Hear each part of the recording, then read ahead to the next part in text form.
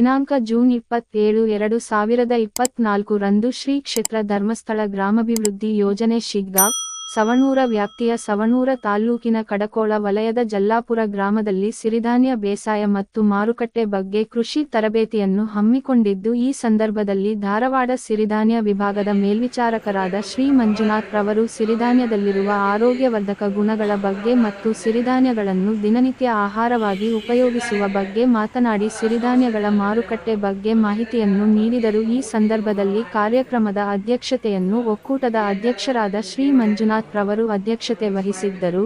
ಈ ಸಂದರ್ಭದಲ್ಲಿ ಪ್ರಗತಿಪರ ರೈತರಾದ ಶ್ರೀ ಮೋಹನ್ ಉಂಡಳ್ಳಿ, ಶ್ರೀ ದೇವಣ್ಣ ಕುರುಬರ, ಶ್ರೀ ಕರಿಬಸನಗೌಡ್ರ ಮಲ್ಲನಗೌಡ್ರ ಹಾಗೂ ಕೃಷಿ ಮೇಲ್ವಿಚಾರಕರು, ಸೇವಾ ಪ್ರತಿನಿಧಿಗಳು, ಒಕ್ಕೂಟ ಪದಾಧಿಕಾರಿಗಳು, ರೈತರು ಉಪಸ್ಥಿತರಿದ್ದು ಕಾರ್ಯಕ್ರಮ ಯಶಸ್ವಿಗೊಳಿಸಿದರು.